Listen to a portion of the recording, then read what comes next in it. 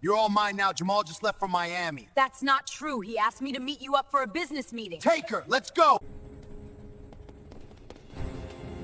Betrayed for money. The black woman who became the Korean Mafia boss's obsession. Nia never thought her biggest mistake would be loving a man who valued her at exactly $50,000, the price of his gambling debt. She definitely didn't expect the Korean Mafia boss who bought her to look at her like she was a puzzle he was willing to kill to solve. Before this story begins, do me a favor. Like this video, share it with someone who loves dark romance, and subscribe to the channel. A single betrayal changed her life forever, pulling her into the Korean underworld. Stay with me, because obsession, power, and forbidden love are about to collide. The thing about betrayal is that it doesn't announce itself with dramatic music and slow-motion reveals like in the movies. It shows up in a Honda Civic with a freshness shaped like a pine tree, your fiancé's off-key humming, and a gut feeling you ignore because love makes you stupid. Nia should have known something was wrong when Jamal picked her up wearing his nice sneakers, the ones he only broke out for funerals and job interviews he had no intention of actually attending. She should have known when he took a route through the industrial district that Google Maps would have disowned. She definitely should have known when he parked in front of a warehouse that looked like it had witnessed at least 3 murders and a drug deal before lunch. But love, as previously established, makes you stupid. Baby, you trust me, right? Jamal's smile was the same one he'd used when he proposed with a ring he'd later admitted came from pawn shop. The same smile he'd flashed when he said he was investing their savings in a sure thing. The same smile that had convinced her grandmother, a woman who once made a daughter to a salesman, cry, that he was a good boy with potential. Nia shifted in her seat, her internal alarm system screaming like a smoke detector at a fish fry. About as much as I trust gas station sushi. Come on, don't be like that. He killed the engine. The sudden silence felt like a threat. I just need you to meet someone real quick. Business thing. At 11 p.m., in a warehouse that definitely has asbestos and possibly ghosts. It's not that bad. Jamal, there's a shopping cart with no wheels outside. That's never a good sign. He was already out of the car, fidgeting with his phone in that way he did when he was nervous. Or lying. Or nervous about lying. Nia sat there for a full 30 seconds, having a complete conversation with herself about self-preservation, common sense, and the very real possibility that she was about to become a true crime podcast. Then she got out anyway, because apparently her survival instincts were on vacation. The warehouse door groaned open like it was auditioning for a horror movie. Inside, the lighting was the kind of dim that suggested either ambience or concealed felonies. The air smelled like industrial cleaner trying its best to cover up something that probably had a police report. In the center of the cavernous space stood 4 men who looked like they'd gotten dressed in the dark at an intimidating people convention. 3 of them wore black suits and expressions that suggested they'd forgotten how to smile sometime in 2015. The 4th man, the one standing slightly ahead of the others like a final boss in a video game, wore a charcoal suit so perfectly tailored it probably had its own mortgage. His face was all sharp angles and cold assessment, like someone had carved "Don't mess with me" into marble and given it a pulse. Kang Min-jae didn't look at Nia when they entered. He was examining his phone with the kind of attention most people reserved for bomb disposal.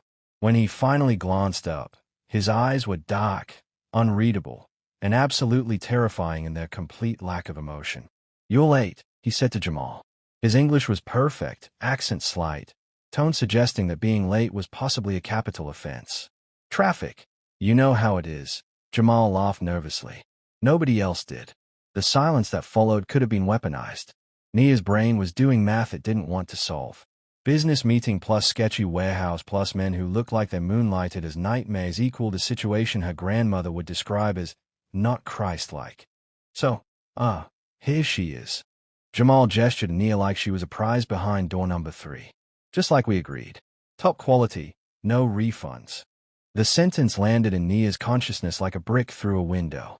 Her head snapped toward Jamal so fast she nearly gave herself whiplash.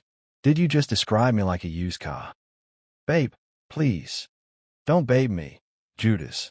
She turned to Min-jae, who was watching this exchange with the interest of someone observing a particularly fascinating insect. "And you're really out here buying people? In 2024? What is this? A period drama. A really terrible period drama where everyone needs better life coaches." One of Min-jae's men, A guy with a scar through his eyebrow that suggested poor decision-making or an excellent story, coughed into his fist. It sounded suspiciously like a laugh that wanted to live but knew better. Minajay's expression didn't change, but something flickered in his eyes. Amusement. Annoyance.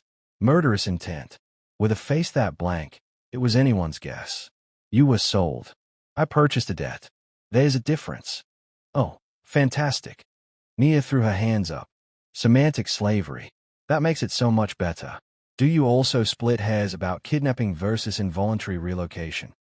The eyebrow scar guy definitely smiled that time. Minajay's gaze cut to him with surgical precision, and the smile evaporated faster than Nia's faith in her fiancé. Ex-fiancé. Definitely ex.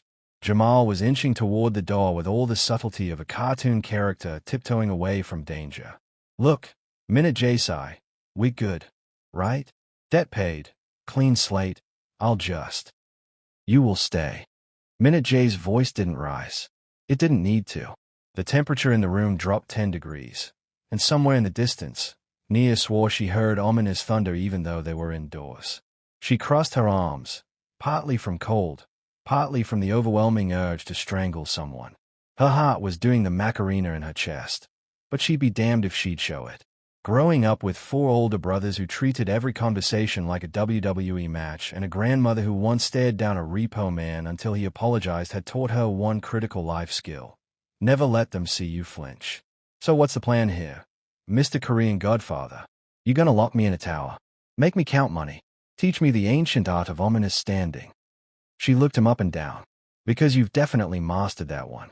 Minajay stepped closer. He moved like water. Smooth, inevitable, and slightly terrifying. Up close, he was taller than she'd thought, and he smelled like expensive cologne and decisions she'd probably regret. You talk a lot for someone in your position. And you brood a lot for someone who probably has a bathroom made of marble. She tilted her head. Do you? Have a marble bathroom?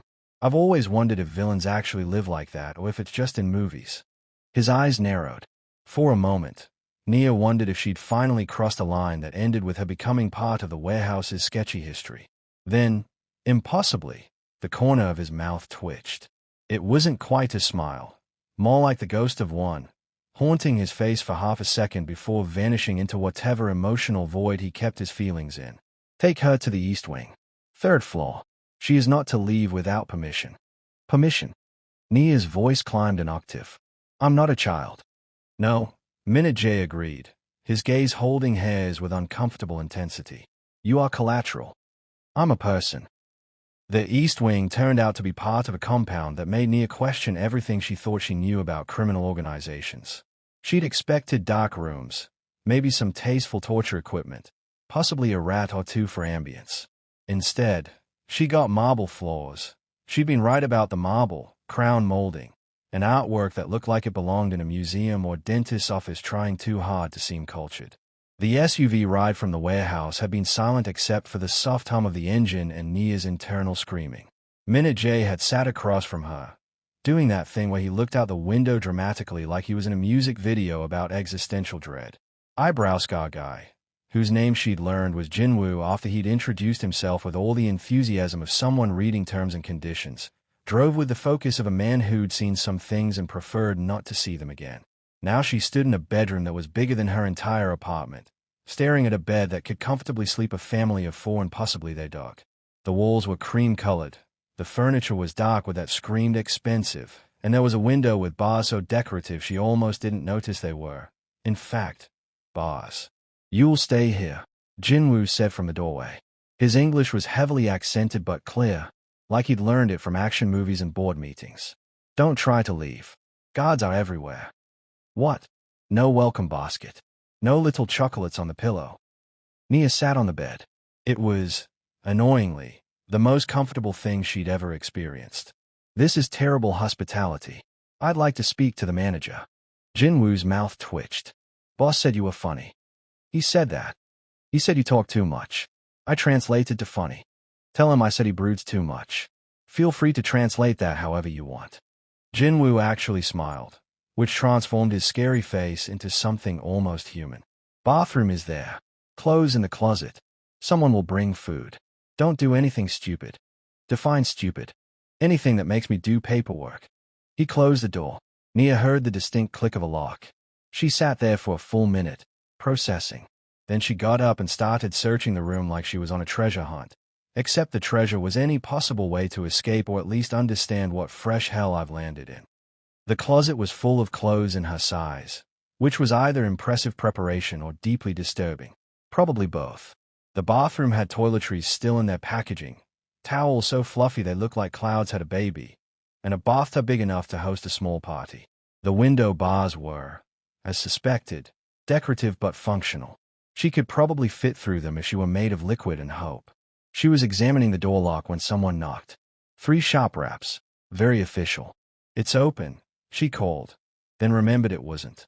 "Actually, it's locked. But you probably have a key. I'm assuming a lot of things right now." The door opened to reveal a woman in her 50s with silver-streaked hair pulled into a tight bun and an expression that suggested she'd raised multiple children and taken exactly 0% of their nonsense. She carried a tray with food that smelled amazing and looked like it came from a restaurant Nia couldn't afford. "I am Mrs. Choi," the woman said, setting the tray on a small table by the window. "I manage the house." "Nia, I'm the—" She paused, trying to find the right word. "Involuntary guest." Mrs. Choi's expression didn't change, but something in her eyes softened. "Eat. You look like you've had a difficult day." "That's one way to put it." Nia approached the food. Grilled fish, rice, vegetables that looked like they'd been arranged by someone who cared about presentation. Her stomach growled traitorously. "Is this poisoned? If boss wanted you dead, you would be dead. He wouldn't waste good fish." "That's surprisingly comforting." Nia sat down. The food smelled too good to resist, and spite didn't fill an empty stomach. "Can I ask you something?" Mrs. Choi was already heading toward the door. "You can ask. I may not answer." "What kind of man is he?" "Minute J." The older woman paused, her hand on the doorframe. For a moment, Nia thought she wouldn't respond. Then, "The kind who keeps his word. The kind who protects what's his. The kind who—" She trailed off, seeming to choose her words carefully. "Who hasn't smiled in 3 years. Until tonight." He didn't smile tonight. He almost did. That close enough. Mrs. Choi's gaze was sharp, assessing. Don't mistake his control for lack of feeling. And don't mistake his interest for mercy. She left before Nia could ask what that meant.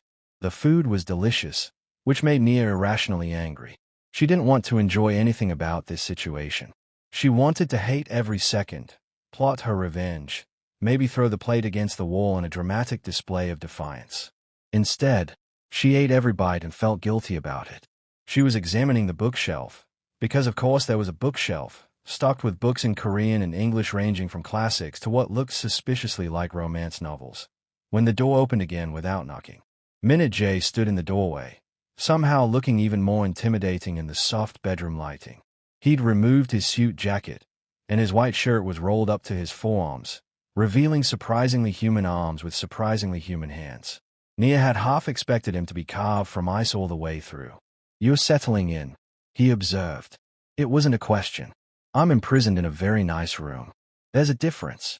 She crossed her arms. "Does the warden usually visit the inmates?" "I wanted to establish rules." "Oh good. I love rules. They are my favorite thing after freedom and basic human rights." His jaw tightened almost imperceptibly. "You're safe here," said every person running a sketchy operation ever.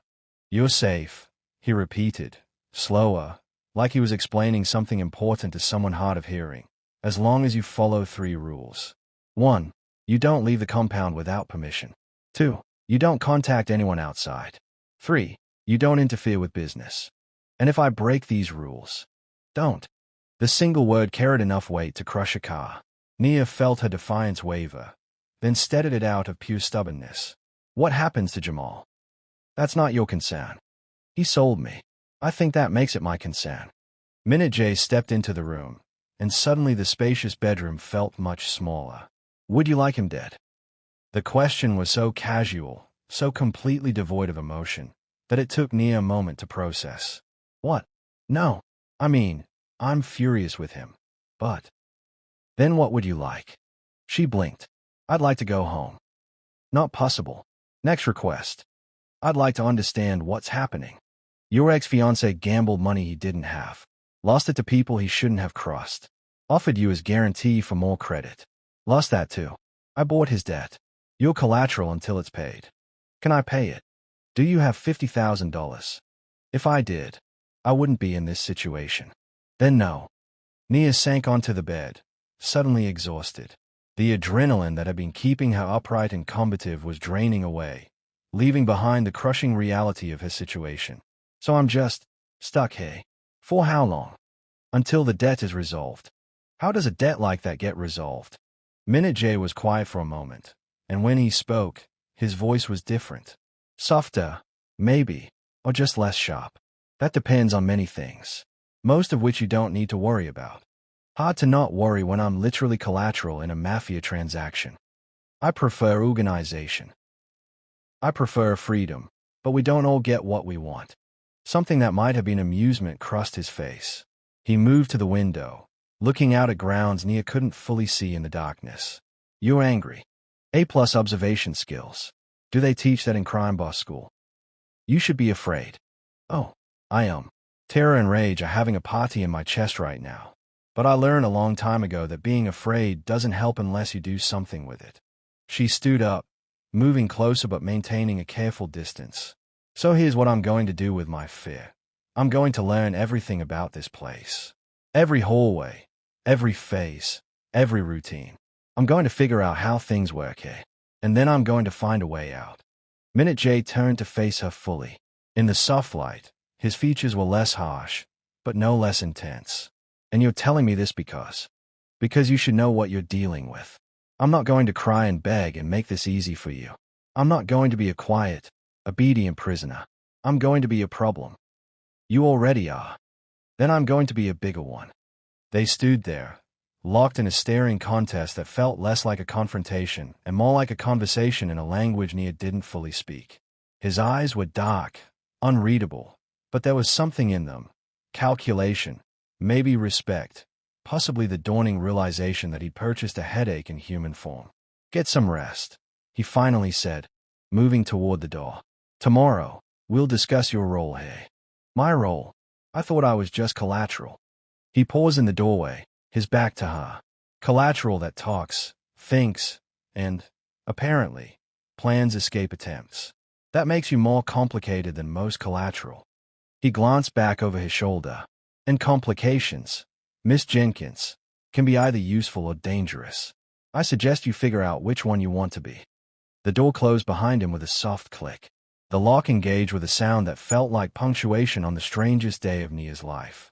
She sat on the bed, pulled out her phone, which somehow still had battery but, as expected, no signal, and stared at her screensaver.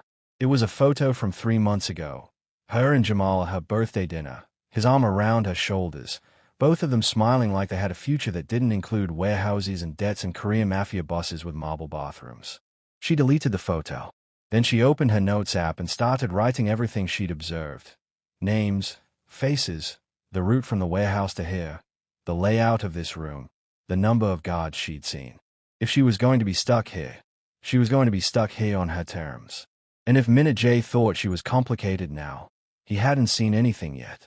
Outside her window, the grounds of the compound stretched into darkness, dotted with lights that might have been beautiful if they didn't represent the boundaries of her new prison. Somewhere in that darkness, guards patrolled. Somewhere beyond it, her old life continued without her. But Nia had never been good at accepting situations she didn't choose. And she wasn't about to start now. Chapter 3 Nia woke up to sunlight streaming through windows she hadn't bothered to cover and the disorienting realization that yesterday hadn't been a stress-induced nightmare. She was still in the fancy prison. Still collateral. Still absolutely furious about it.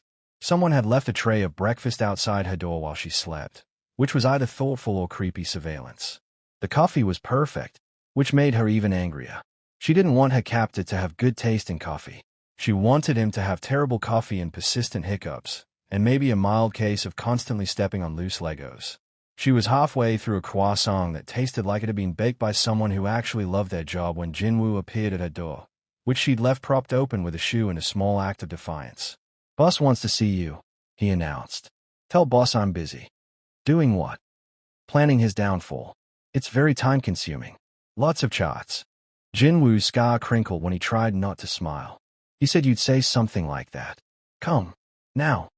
Nia considered her options. Comply and maintain some dignity, or be dragged through a mansion by a man who looked like he bench-pressed motorcycles for fun. She chose dignity, but slowly, to make a point. Minute J's office was exactly what she'd expected. Huge desk, leather chairs, floor-to-ceiling windows overlooking grounds that looked like someone's expensive idea of nature. He sat behind the desk like a CEO about to fire someone, which, given the circumstances, wasn't entirely inaccurate. Sit, he said without looking up from his computer. I'll stand. Sit. The word carried enough authority to move mountains. Nia sat, but made sure to slouch in a way that suggested she was only doing it ironically. Minute J finally looked at her, his expression unreadable. We need to discuss your situation. My kidnapping. Your employment. Nia blinked. I'm sorry, what? You'll work off the debt. $50,000.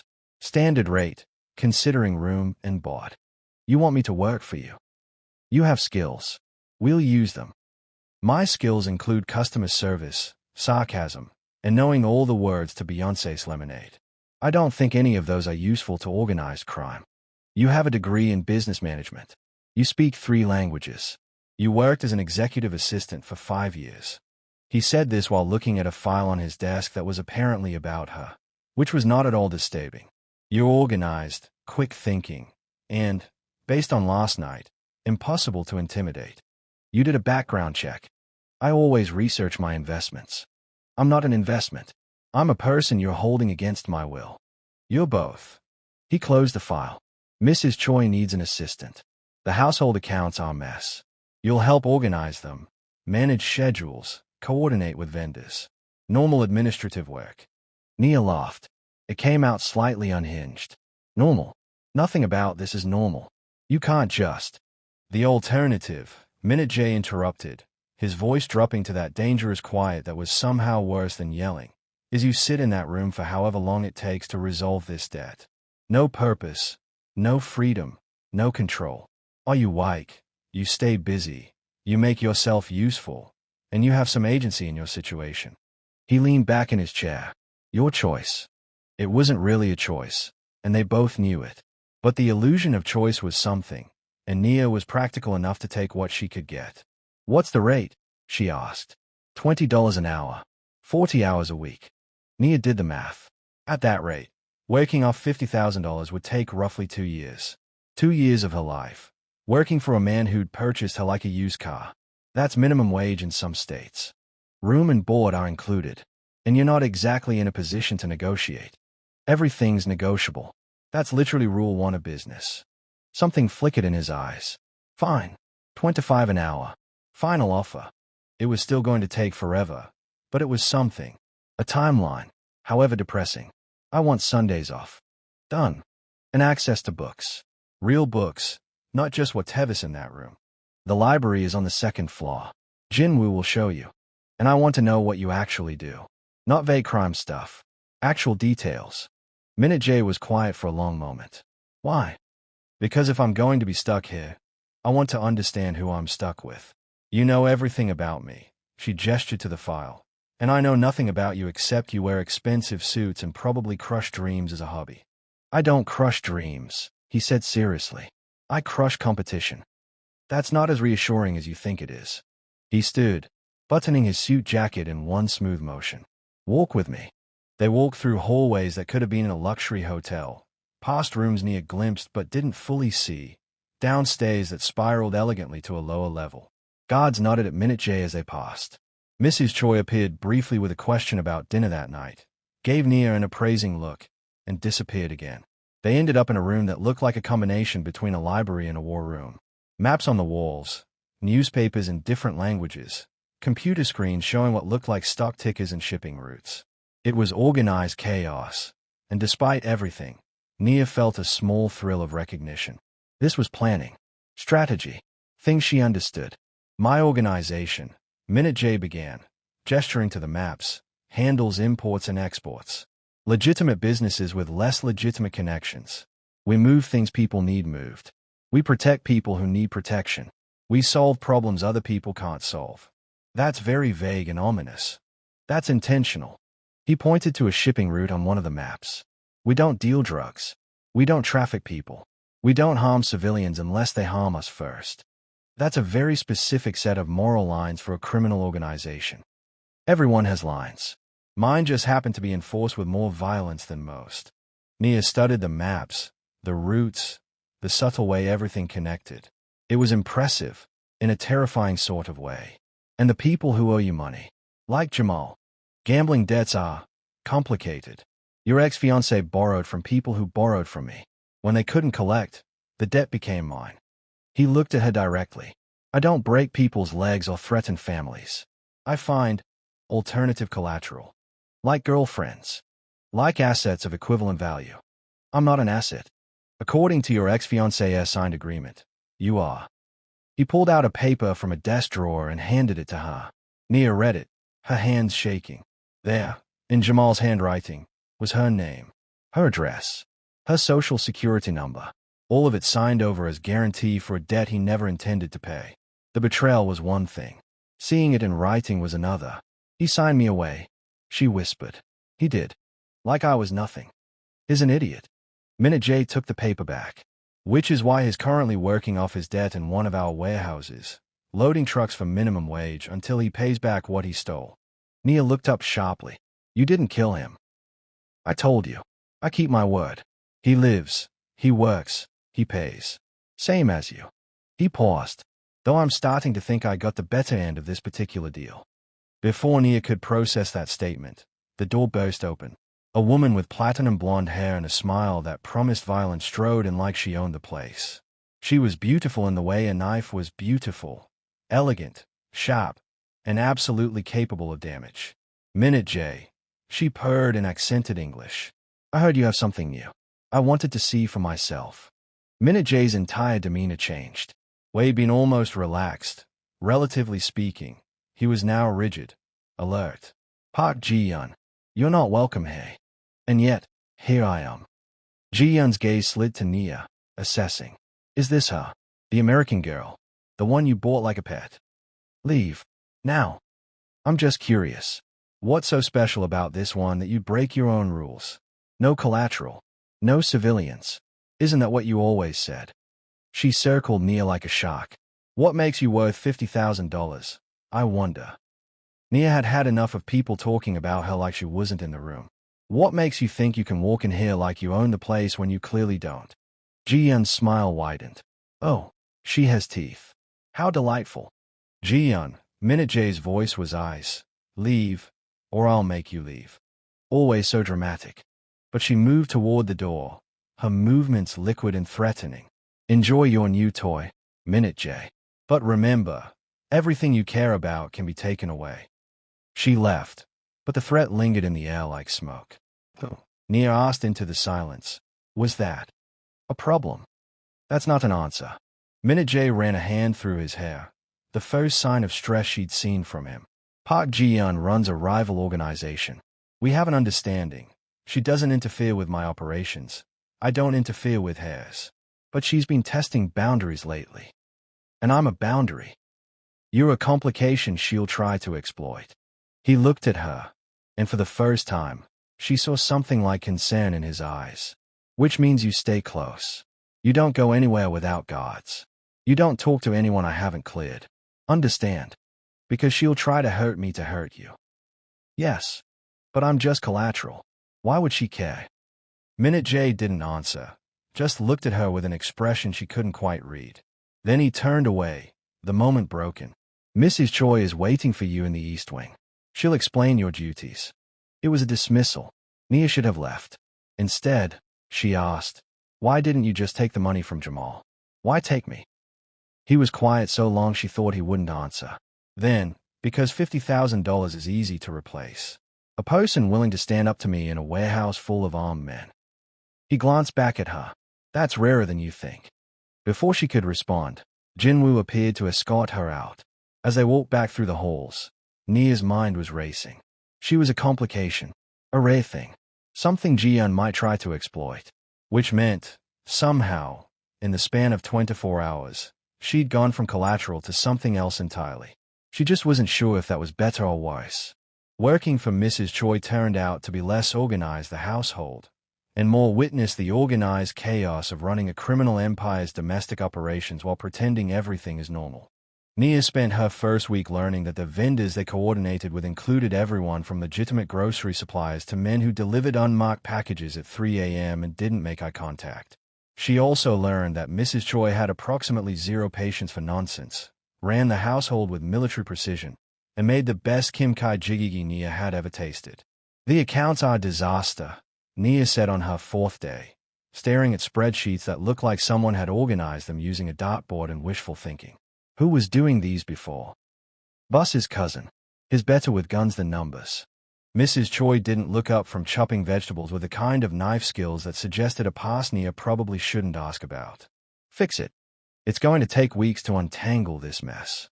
Then you have job security. Nia couldn't argue with that logic. She dove into the accounts, creating systems, organizing expenses, and trying very hard not to think about the fact that she was essentially becoming complicit in whatever this organization did. It was easier to focus on the numbers, the patterns, the satisfaction of turning chaos into order. She was cross-referencing supplier invoices when Jinwoo appeared in the office doorway. Over the past week, he'd become something like a reluctant babysitter, showing her around, answering questions when the mood struck him, and occasionally sharing information that seemed designed to keep her alive. "Boss wants you," he announced. Nia didn't look up from her spreadsheet. "Tell boss I'm busy making sure his household doesn't get audited by the IRS. Unless the Korean Mafia pays taxes. Do they? This seems like something I should know. We pay taxes. We're not savages." Jinwoo leaned against the doorframe. He said now. He says that a lot.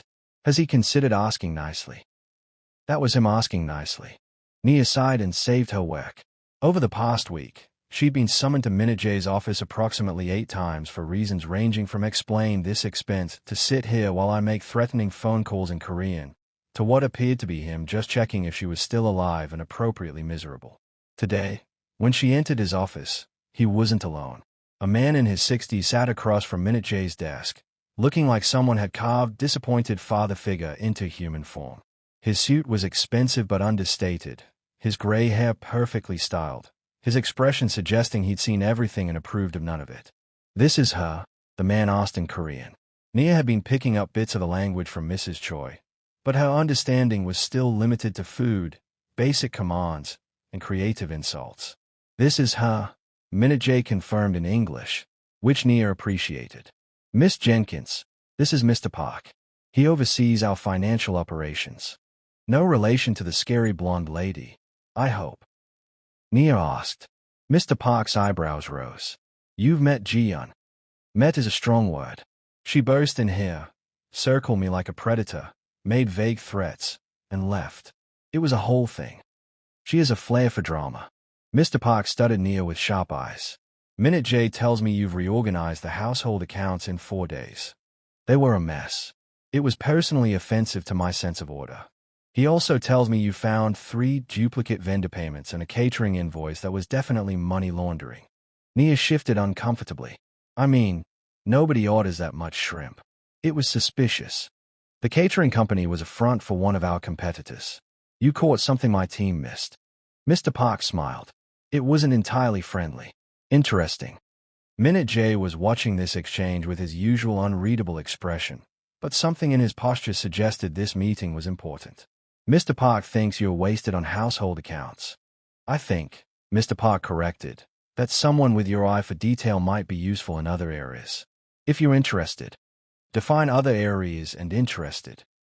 "Our legitimate businesses, import, export, shipping, real estate, they all need financial oversight. Someone to audit accounts, catch discrepancies, ensure everything appears clean for regulatory purposes." He paused. "It pays better than household management." "How much better?" $40 an hour. 50 if you're as good as Minute J suggests. Nia did the math. At $50 an hour, 40 hours a week, she could pay off her debt in roughly 6 months instead of 2 years. 6 months of her life instead of a significant chunk of her future. "What's the catch?" she asked. "The catch," Minute J said quietly, is that you'd be deeper in. More knowledge, more responsibility, more risk. Right now, you're just working off a debt. This would make you part of the operation. I'm already part of the operation. I've been organizing your household for a week. That's different from knowing details about shell companies and offshore accounts. His gaze was intense. This is a line. Once you cross it, you can't go back to pretending you're just an innocent victim. Nia thought about 2 years of her life spent in this compound, working off a debt she didn't create, watching her freedom tick away in $25 increments. She thought about Jamal, who'd signed her away without a second thought. She thought about her grandmother, who'd always said, "Baby, sometimes you gotta make a deal with the devil to get to the other side of hell." "I want 60 an hour," she said. Mr. Park laughed. 4 to 5. 55. I have a degree, 5 years of experience, and I caught your money laundering in 4 days. That's worth 60, but I'm feeling generous. 50. Minute J interrupted. Final offer. They locked eyes. His were dark, unreadable, but there was something in them. Challenge, maybe respect, possibly amusement. Nia held his gaze, refusing to be the first to look away. 50, she agreed. But I want Saturdays off too. Sundays only. Sundays and every other Saturday. Done. He almost smiled. Almost. Mr. Park will set you up tomorrow. Jinwoo will escort you to the financial office at 8 a.m. It was a dismissal, but Nia had one more question. Why are you doing this? You could keep me on the household accounts for 2 years, keep me under thumb, make sure I'm no threat. This is the opposite of that. Mr. Park stood, gathering his briefcase. I'll leave you two to discuss philosophy. Minute J. The shipment report is on your desk. He nodded at Nia. Welcome to the team, Miss Jenkins. Try not to catch too many of our secrets. When he left, the office felt smaller. Minute J stood and moved to the window, his back to her. You asked me once why I took you instead of just collecting from your ex-fiancé. I remember. It's because people like him are predictable, weak, easily controlled. He turned to face her. You're none of those things. And in my world, that makes you either a liability or an asset. I'm choosing to see you as the latter. That's a very businesslike way of saying you're taking a chance on me. I don't take chances. I make calculated risks. He moved closer, and Nia fought the urge to step back. But I need to know you understand what you're agreeing to. This isn't just filing paperwork. You'll see things, know things, become complicit in things. The government doesn't distinguish between the accountant and the boss. Are you trying to scare me? I'm trying to be honest with you. Then honestly tell me this. If I do this job, if I work off my debt in 6 months, will you let me go? The question hung in the air. Minute J was quiet for so long Nia thought he wouldn't answer. When he finally spoke, his voice was careful, measured. If you want to leave after 6 months, I won't stop you. That's not the same as letting me go. No, he admitted. It's not. Before Nia could push further, shouting erupted from somewhere in the compound. Minute J's entire demeanor changed instantly, from contemplative to dangerous in a heartbeat. He was moving toward the door before Nia fully processed what was happening. Stay here, he ordered. What's going on? Stay here. Then he was gone, the door slamming behind him. Nia stood in his office, alone, listening to muffled shouts and what might have been gunshots. Every instinct screamed at her to hide, to duck under the desk, to make herself small. Instead, she moved to the window. The compound's front entrance was visible from here. 3 black cars had pulled up, and men were pouring out, armed, organized, clearly not friendly. She spotted Ji-Yeon's platinum blonde hair catching the light as she stepped from the lead vehicle. This wasn't a social visit. Nia watched as Minute J appeared at the entrance, flanked by Jinwoo and at least 6 other guards. Even from this distance, she could see the tension in his shoulders, the controlled fury in his movements. Ji-Yeon was talking, gesturing, her smile visible even from here. Minute J's response was too quiet to hear, but his body language screamed, "Get off my property before I make you regret everything." Then Ji-Yeon looked up, directly at the window where Nia stood. Their eyes met across the distance. Ji-Yeon's smile widened, triumphant, predatory. She said something to Minute J while pointing at the window, at Nia. Minute J's response was immediate. He grabbed Ji-Yeon's arm, his face inches from hers. And even from here, Nia could see the rage. Whatever he said made Ji-yeon laugh. She pulled away, heading back to her car, but not before blowing a kiss toward the window. The cars pulled away in a screech of tires and implied threats. Nia stepped back from the window, her heart racing. She didn't know what Ji-yeon had said, but she knew it was about her. She knew it was a threat. She knew that somehow, in the span of a week, she'd become a piece in a game she didn't fully understand. When Minute J returned to the office 15 minutes later, his jaw was tight, his knuckles bruised. He didn't acknowledge Nia at first, just moved to his desk and poured himself a drink from a crystal decanter. What did she want? Nia asked. To prove a point. What point? He downed the drink in one motion. That she can get to anyone I care about. I'm just collateral. You don't care about me. Minute J looked at her then, really looked at her, and there was something in his eyes that made her breath catch. That's what I keep telling myself. The admission hung between them, heavy with implications Nia wasn't ready to examine. She should have felt afraid. She should have demanded answers. Instead, she felt something else entirely, a pull toward this dangerous, controlled, impossible man who looked at her like she was a puzzle he couldn't solve. She's going to come after me, isn't she? Nia asked quietly. She's going to try. And you're going to stop her? Yes. Why? Because, he paused, seeming to struggle with words. Because you're mine to protect now. I don't belong to you. The door's been unlocked for 3 days. Jinwoo's been under orders not to stop you if you try to leave. He said it casually, like he hadn't just appended her entire understanding of his situation. You haven't tried. Nia's mind reeled. The door's been. Why didn't you tell me? Because I wanted to see what you'd do. If you'd run the first chance you got. Or if you'd stay. That's manipulative. That's cautious. He moved closer. I needed to know if you were here because you had no choice, or because some part of you chose to stay. I stayed because I'm working off a debt. The door was unlocked. He was close now, close enough that she could smell his cologne, see the flecks of gold in his dark eyes, feel the intensity radiating off him. You could have left any time. You didn't. Why? Nia wanted to say it was because she didn't know, because she was confused, because she was just being practical. But that would be a lie, and she was tired of lying to herself. Because leaving means going back to a life where the person I loved sold me for gambling debts. Because somehow, in this insane situation, I feel more valued as a prisoner here than I did as a free woman out there. She met his eyes. And because you're right, I do see you as a person. A frustrating, controlling, dangerous person, but a person. And I don't know what to do with that. The silence stretched between them, loaded with implications and unspoken things. Then Minute J did something unexpected.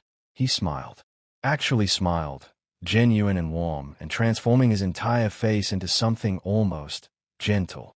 You're going to be the death of me, he said, but it sounded almost fond. That's what happens when you buy people. They get complicated. I'm starting to realize that. Before either of them could say anything else, Jinwoo burst through the door.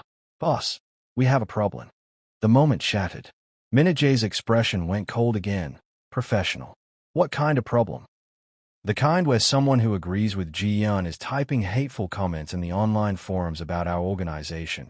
And if those trolls and haters don't hit subscribe to prove they believe in fair treatment, we'll know exactly who they are. Nia blinked. Did you just break the fourth wall?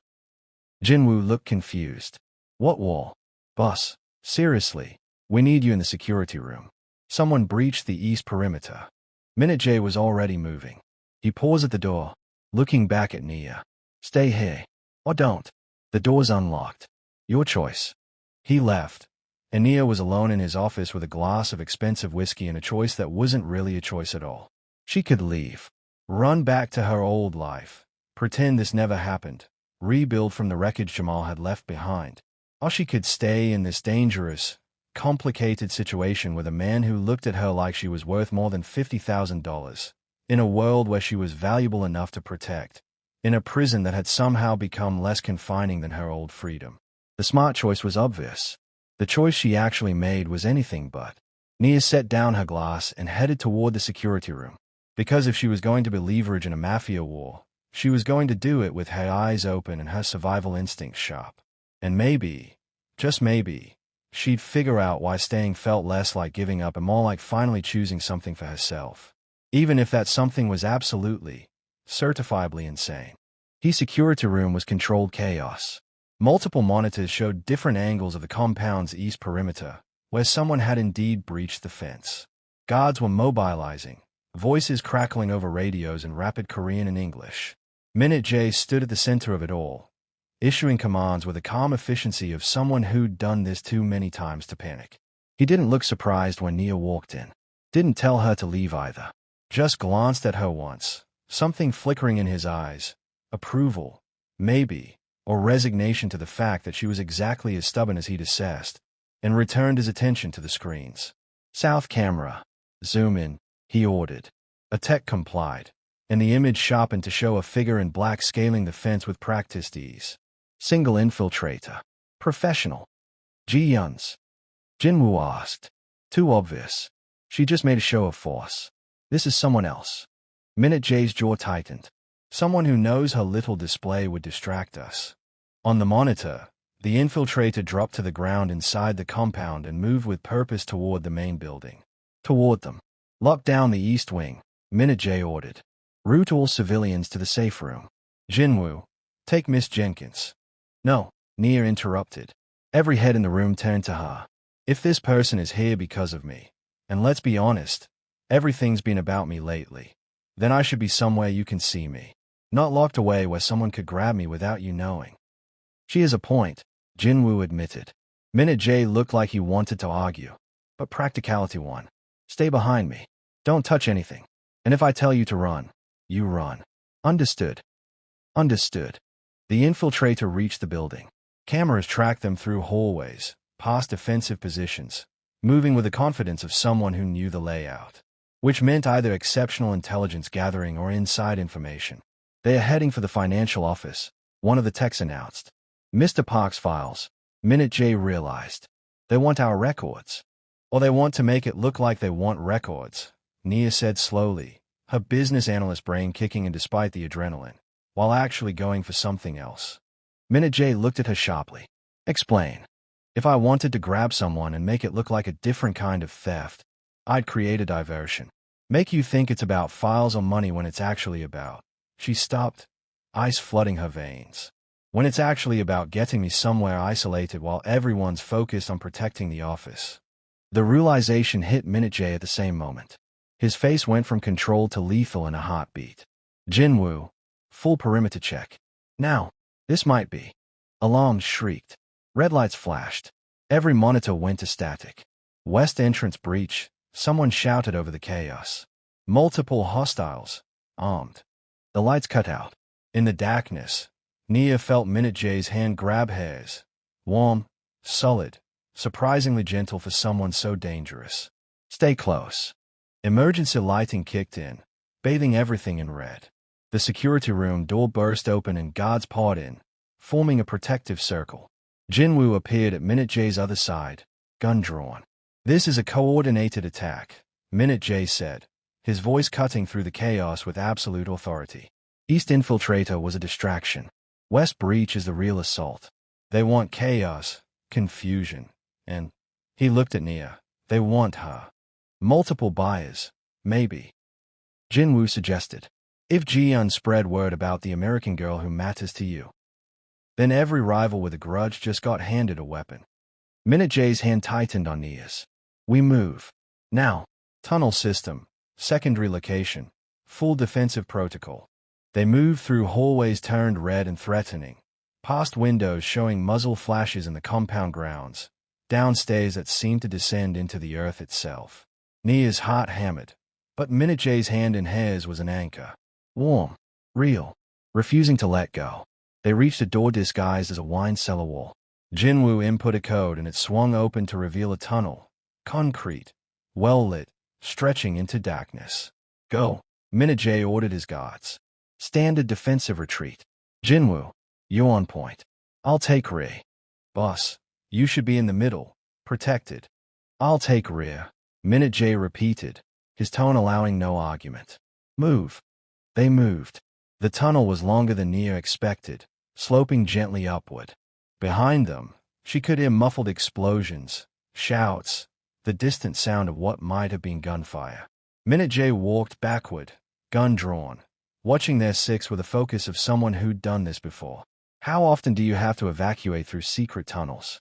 Nia asked, because apparently stress made her chatty. 3rd time this year. Minute J replied without taking his eyes off their back trail. Usually it's more metaphorical tunnels, less literal underground escape routes. Your life is insane. You're in it now. Don't remind me. They emerged in what looked like an abandoned warehouse 2 miles from the compound. Cars were already waiting, sleek, black, with drivers who looked like they'd been born holding weapons. Mrs. Choi was there too, completely unruffled, holding a bag that probably contained emergency supplies and possibly weapons disguised as kitchen utensils. Everyone accounted for. Minute J asked. Jinwoo did a quick count. We're missing 3 guard from the east perimeter. They stayed back to cover our retreat. Something dark crossed Minute J's face. Get them out. I don't leave people behind. Already on it. Extraction team is en route. Jinwoo gestured to the cars. We should move to the secondary location. Assess damage from there. Minute J nodded, then turned to Nia. In the harsh warehouse lighting, he looked exhausted. Not physically. His posture was still perfect, his gun still steady. But there was something in his eyes that suggested the weight of command was heavier than usual. You okay? He asked quietly. I just escaped through a secret tunnel because multiple crime organizations apparently want to kidnap me to hurt you. I'm fantastic. Living my best life. Considering starting a blog about it. His mouth twitched. Sarcasm in the face of danger. I'm starting to think you're actually insane. Takes one to know one. Fair point. He studied her for a moment. Nia could see him calculating, assessing, making those rapid-fire decisions that kept him alive in a world designed to kill people like him. I need to go back. What? No, absolutely not. My people are still there. My compound is under attack. I don't run and hide while others fight. You're the boss.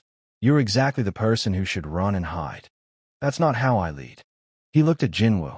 Get her to the secondary location. Full security detail. No one gets close. Boss, Jinwoo started. That's an order. Minute J's voice was steel. Then he looked back at Nia, and his expression softened almost imperceptibly. I'll be back before you have time to reorganize my filing system. Minute J. Nia grabbed his arm without thinking. The moment she touched him, something shifted in the air between them. Don't do this. Don't go back there. It's not worth it. My people are worth it. My word is worth it. He covered her hand with his. And you need to be somewhere safe while I handle this. I need you to not die in some dramatic last stand because you have a hero complex. It's not a hero complex. It's responsibility. His thumb traced across her knuckles, a gesture so gentle it seemed impossible from someone so dangerous. And I always keep my word. I promised I'd protect you. I will. But I also promised my people I'd never abandon them. I can't break that promise either. So you're going to run back into an active war zone? Yes. That's the stupidest thing I've ever heard. Probably. He smiled then, quick and genuine. But it's my kind of stupid. Before Nia could argue further, before she could process the fact that she was arguing because she actually cared whether this impossible man lived or died, Minute J did something that stopped her brain entirely. He leaned down and kissed her forehead. Quick, chaste, but loaded with unspoken things. Stay alive, he murmured against her skin. I have plans for you. Then he was gone, moving toward a car with 3 heavily armed guards, disappearing into the night toward a compound under siege. Nia stood frozen, her forehead tingling where his lips had been, her heart doing complicated things in her chest. Well, Mrs. Choi said from beside her, making Nia jump. That was subtle as a brick through a window. Did he just? Kissed you? Yes. Claimed you in front of everyone. Also yes. Made it very clear to every person here that you're not just collateral anymore. Very much yes. Mrs. Choi patted her arm. Welcome to the inner circle. Day. It's terrifying, but the benefits are excellent. Jinwoo was ushering them toward the remaining cars. We need to move. Now. The longer we stay exposed, the more vulnerable we are. Nia let herself be guided into an SUV, her mind spinning. The door closed. The engine started, and they pulled away from the warehouse towards some secondary location she'd never heard of. Through the window, she could see the direction Minute J had gone. Toward danger. Toward his people. Toward a choice between his duty and his safety. And she realized something that terrified her more than the attack. More than the tunnels. More than being leverage in a criminal war. She wanted him to come back. Not because he was her way out of debt. Not because he protected her. But because somewhere between the warehouse where he bought her and the moment he'd kissed her forehead like a promise, she'd started caring about him as a person. A dangerous, complicated, infuriating person who looked at her like she mattered. He'll be fine, Mrs. Choi said quietly, reading her expression. He always is. How can you be sure? Because he has something to come back to now. That makes a man more careful than all the training in the world.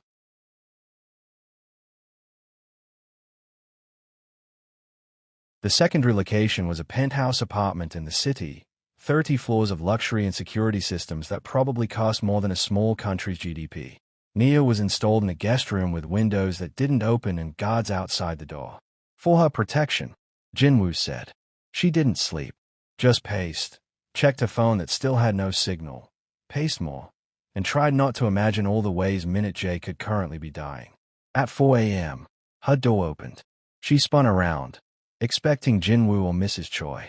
Instead, Minute J stood there, alive, blood on his shirt but apparently not his, looking exhausted and wired and like he just walked through hell and back. You're alive, Nia said, her voice coming out smaller than intended. I'm alive. He stepped into the room and closed the door behind him. Everyone's accounted for. Minimal casualties. The attackers retreated once they realized we'd evacuated the primary target. Me. You. They stared at each other across the room. Nia's hands were shaking. Minute J's were steady, but his eyes were intense, burning with something she couldn't quite name. I can't do this anymore, Nia said quietly. His expression shuttered. Do what? Pretend I don't care if you live or die. Pretend this is just about a debt. Pretend I didn't spend the last 4 hours terrified you wouldn't come back. She took a breath. I should hate you. You bought me. You kept me prisoner. You made me part of a world I never wanted to be in. You should hate me, he agreed, not moving. But I don't. The admission felt like jumping off a cliff. I don't hate you, and that's a problem. Yes, Minute J said, his voice rough. It is. So what do we do about it? He crossed the room in 3 strides, stopped inches from her, close enough that she could see the gold flecks in his dark eyes, smell the gunpowder and cologne that clung to him, feel the heat radiating off his body. We make a choice, he said. You can walk away. Debt paid. Clean slate. I'll make sure you're protected and set up somewhere safe. Or. His hand came up to cup her face, thumb tracing her cheekbone with devastating gentleness. Or you stay, knowing what I am, what my world is, what it will cost you. And we see where this impossibly complicated thing between us goes. Nia should have chosen freedom. Should have run from this dangerous man and his dangerous world. Should have protected herself from the inevitable heartbreak of caring about someone whose life was measured in enemies and violence. Instead, she leaned into his touch. I'm tired of other people choosing for me. Jamal chose to sell me. You chose to buy me. Ji-Yun chose to make me a target. She met his eyes. So I'm choosing now. I'm choosing to stay. Not as collateral. Not as debt. But as someone who wants to see where this goes. Something in Minute J's expression cracked. Relief. Maybe. Or fear. Or the same terrifying hope that was flooding Nia's chest. This won't be easy, he warned. Nothing about you is easy. I'm going to make mistakes. Protect you too much. Make decisions you hate. I'm going to call you out on every single one. You're going to be in danger just by being near me. I'm already in danger. At least this way it's my choice. He smiled then, genuine and warm and devastating. You're going to ruin me. Good, Nia said. You bought me. Fair's fair. And when he kissed her, really kissed her this time, not a forehead brush but a full claim of a kiss that tasted like promises and danger and impossibly complicated feelings, Nia kissed him back. Because sometimes a cage door opens and you walk out. And sometimes you realize you were never really locked in at all. And sometimes you fall for the man who held the key, even though it's absolutely, certifiably insane. But Nia had always been good at surviving impossible situations. This one just came with better benefits. 3 months later, Nia sat in Minute J's office. Their office now, since she'd basically taken over half his desk with her accounting files and color-coded organizational systems that he pretended to hate but secretly appreciated, reviewing quarterly reports for their legitimate import business. "These numbers are still wrong," she said without looking up. Minute J, who'd been reading something on his tablet, glanced at her. "How can you tell?" "Because nobody orders that much coffee. It's statistically improbable and logistically suspicious. Maybe they really like coffee. Nobody likes coffee that much. It's money laundering. Probably the bosom branch." She highlighted the entry. "I'm flagging it for Mr. Park. You've gotten very good at catching these. I've had good motivation." She looked up. "Every front operation we clean up is one less thing the authorities can use against you. And I'd prefer you not end up in federal prison. Because you care about me." He said it teasingly, but there was genuine warmth in his eyes. "Because you owe me 6 more months of salary and I don't trust anyone else to pay it." "Liar." She smiled. "Fine. Because I care about you." Happy. Ecstatic. They'd settled into a rhythm over the past 3 months. Nia worked legitimately on the business side, keeping their legal operations actually legal. Minute J handled everything else. The parts Nia knew about but didn't directly touch, maintaining the careful separation between complicit and culpable that let her sleep at night. It wasn't perfect. There were arguments. There were moments when the reality of his world crashed into her moral compass and they had to negotiate what she could live with. There were nights when he came home with blood on his clothes and shadows in his eyes that she couldn't quite reach. But there were also mornings when she woke up in his arms in a bed that felt like freedom instead of imprisonment. There were afternoons when he'd appear in the office doorway just to watch her work, like she was something precious he still couldn't quite believe he got to keep. There were evenings when Mrs. Choi cooked enough food to feed an army and they'd eat family style with Jinwoo and the guards who'd become something like friends. It was complicated and messy and nothing like the life she'd planned. It was also hers. Actually hers. Chosen, not assigned. A knock interrupted her thoughts. Jinwoo entered, his expression grim. "We have a situation." Minute J was immediately elate. "What kind?" "The kind where someone's at the gate asking for Miss Jenkins specifically." Nia's stomach dropped. "Who?" "Your ex-fiancé." The room went very quiet. Minute J's expression went cold, dangerous. "His hey. Says he needs to talk to her. Says it's important." Nia stood. "I'll go." "No." Minute J started. "I'll go," she repeated firmly. "I need to do this. Close this chapter. Show him I'm not the person he sold anymore." She looked at Minute J. "But I want you there. Not to protect me. Just as support." His expression softened. "Okay." Jamal looked terrible. Thinner, older, with circles under his eyes that suggested guilt and poor sleep had been constant companions. He stood at the compound gate flanked by guards who looked ready to remove him with extreme prejudice at the slightest provocation. "Nia." He breathed when he saw her. "Thank God. I've been trying to find you for months." "You sold me," she interrupted. "You don't get to thank God about anything involving me." I know I messed up. But I've been working, paying off my debt. And I needed to see you. To explain. To say I'm sorry." "Okay. You've said it. We're done here." "Wait, please." He looked desperate. "I made a mistake. The worst mistake of my life. But I've changed. I've been going to meetings, getting help with the gambling. And I thought maybe we could." "Could what?" Nia's voice was ice. "Get back together. Pretend you didn't value me at exactly $50,000. Pretend I didn't spend 3 months as collateral in a situation you put me in. I was going to save you. I had a plan. Your plan was to gamble more money to win me back. That's not a plan. That's an addiction with delusions of heroism." Jamal seemed to notice Minute J for the first time, standing slightly behind Nia. His face went pale. "You're with him now? Your kidnapper." "He didn't kidnap me. You sold me. There's a difference." Nia stepped closer to the gate. "And yes, I'm with him. Because he looks at me like I'm valuable. He protects me. He gave me choices. All things you never did. Is a criminal. So are you. You just had worse fashion sense and less self-awareness about it." Minute J made a sound that might have been a suppressed laugh. Jamal looked between them, understanding slowly dawning. You love him. Nia could have denied it, could have kept that card close to her chest. But she was done letting other people define her story. Yeah, I do.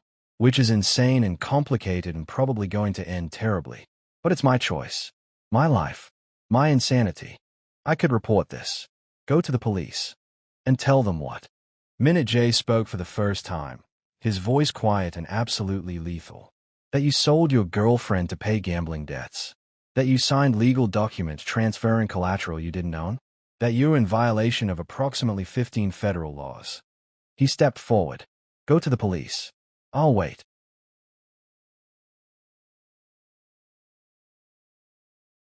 Jamal deflated. I just wanted to make things right. You can't, Nia said, not unkindly. What you did can't be unmade. But you can leave me alone, finish paying your actual debt, and maybe, learn to value people more than your next big score. She turned to leave, then paused.